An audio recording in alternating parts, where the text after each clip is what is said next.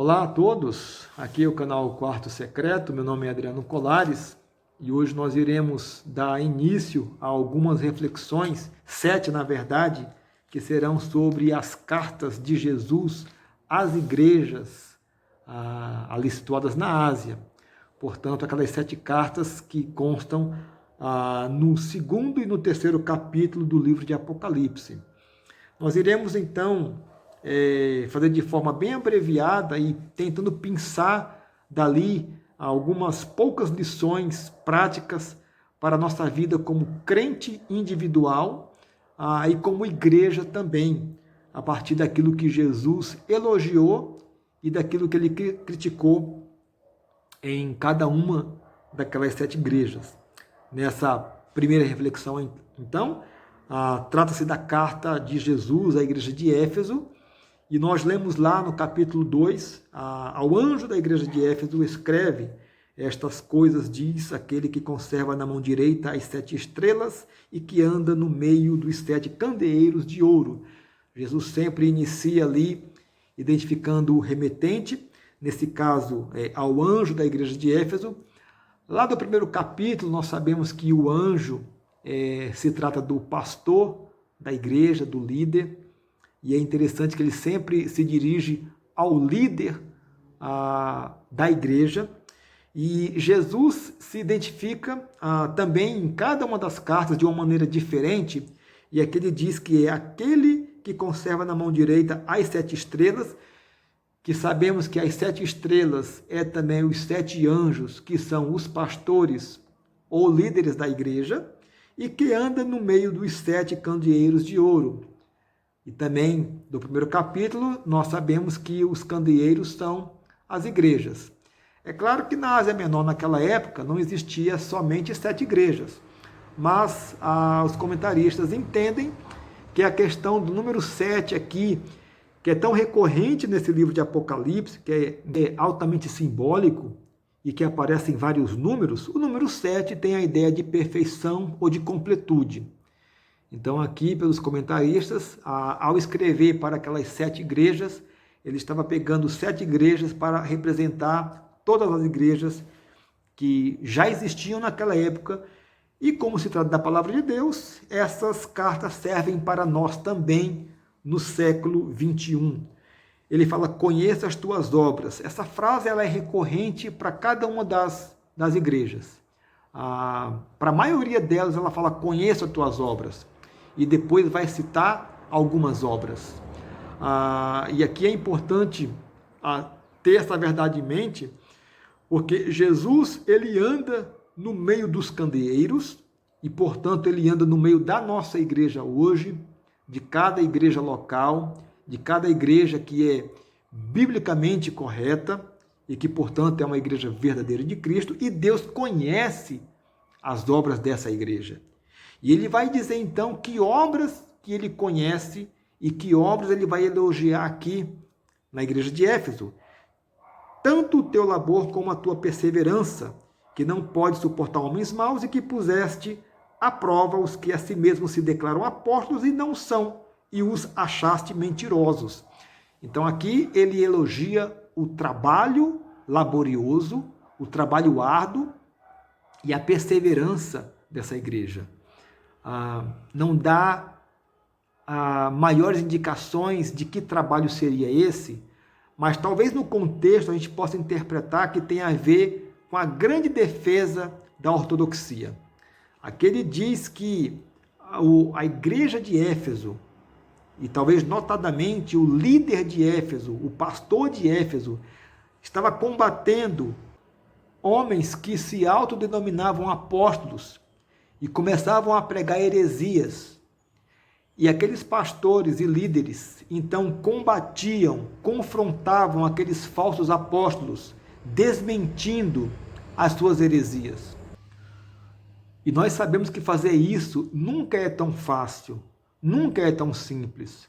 Confrontar pessoas dentro da própria igreja por conta de erros doutrinários, por conta de erros de caráter, de conduta, é sempre algo laborioso, trabalhoso, que mina o emocional das pessoas. E aqui então Jesus está elogiando esse pastor, esses líderes, por ter confrontado esses falsos apóstolos. Então a igreja de Éfeso era uma igreja ortodoxa, uma igreja que se preocupava com a verdade doutrinária. E isso aqui também é reforçado pelo verso 6, que nós lemos lá. Tens, contudo, a teu favor que odeias as obras dos nicolaítas, as quais eu também odeio. Aqui é interessante, né? A gente sempre tem aquele paradigma que devemos amar a tudo e a qualquer coisa, não é? Porque Deus é amor. E Deus é amor de fato. Mas nós não devemos esquecer que a Bíblia nos ensina a não amar o dinheiro, por exemplo. A Bíblia nos ensina na pena de João que não devemos amar o mundo nem a sua concupiscência.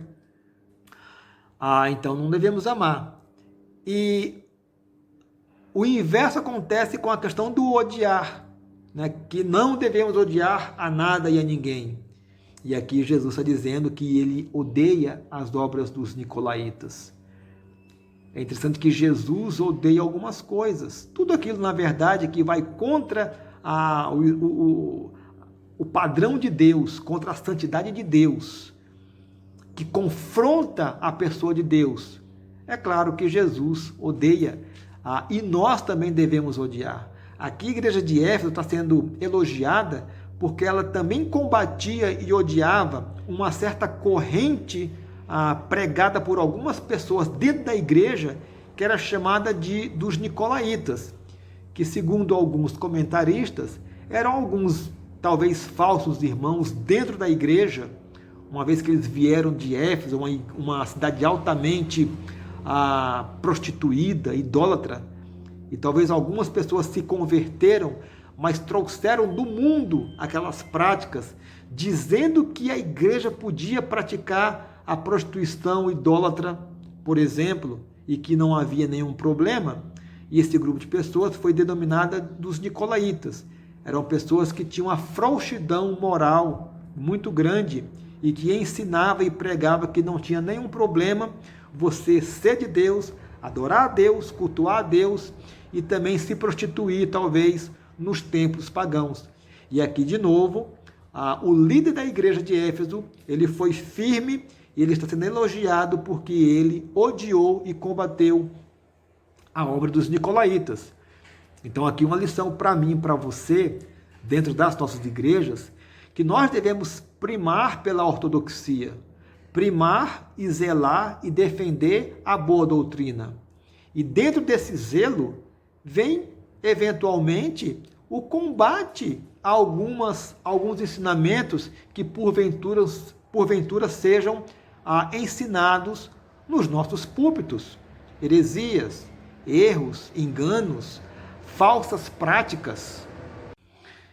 Então, no zelo pela ortodoxia e pela pureza da palavra de Deus na igreja e da conduta também santa, muitas vezes os pastores serão convocados a enfrentar, talvez, outros líderes e outros irmãos que, porventura, estejam disseminando na igreja a palavra estranha ou um comportamento inadequado também. Então, a igreja de Éfeso era uma igreja ortodoxa, porém, aqui Jesus ele vai lançar uma crítica contra essa igreja, e se encontra ali no verso 4, que diz: tenho, porém, contra ti que abandonaste o teu primeiro amor. Lembra-te, pois, de onde caíste, arrepende-te e volta à prática das primeiras obras. E se não, venho a ti e moverei do teu lugar o teu candelabro, caso não se arrependa. Então aqui a crítica à igreja de Éfeso, embora uma igreja ortodoxa, uma igreja que primava pela pureza doutrinária e pelo comportamento adequado dos santos, ela tinha abandonado o seu primeiro amor. E aqui o que nós aprendemos que ortodoxia não é tudo. Ser ortodoxa é fundamental, mas ser ortodoxa e não ter amor é se tornar uma instituição fria, porque nós sabemos que o amor é a grande marca da Igreja de Cristo. Você vê ali na oração sacerdotal de Jesus, em João capítulo 17, que ele ora a Deus, intercede a Deus, para que aqueles discípulos tivessem um amor de tal maneira que o mundo olhasse para eles e vissem que eles eram alguém diferentes e comprometido com Deus, porque eles se amavam. O apóstolo João, depois, nas suas cartas, vai falar do amor, que o amor é uma das marcas que denunciam, que mostram que alguém é um convertido de verdade. O amor a Deus, a paixão por Deus, o desejo de estar com Deus, o desejo de ler a sua palavra, de conhecer, o amor fraternal, o amor que temos uns pelos outros, que devemos ter pelo menos, e nós vemos que isso está cada vez mais se esfriando, como diz a própria palavra. Então é preciso, queridos, que a gente cuide desses dois lados da mesma moeda. Ser ortodoxo, ser fiel às Escrituras, ser bíblico, ter uma doutrina pura, verdadeira, confrontar os falsos ensinamentos, confrontar os falsos comportamentos, mas também olhar para o nosso coração e ver como que nós temos amado de verdade a Deus e aos nossos irmãos. Nós podemos ser ortodoxo apenas por uma questão de orgulho pessoal, por exemplo. Talvez aquilo não seja um amor genuíno a Deus e a sua palavra. E podemos então estar correndo o risco de sermos repreendidos e criticados pelo Senhor, de termos abandonado o nosso amor, o amor verdadeiro, o amor que nos torna como crianças, o amor que nos faz perdoar uns aos outros. Então aqui para mim e para você, grande lição, grande advertência de voltarmos ao nosso primeiro amor, aquele amor de uma criança que foi resgatada para os braços do Pai, que agora conhece o Pai e que agora ama a família desse Pai, a família de Deus, os nossos irmãos e irmãs em Cristo Jesus. Que essa possa ser uma verdade na nossa vida, ainda numa igreja do século XXI, para a honra e glória do nosso Deus.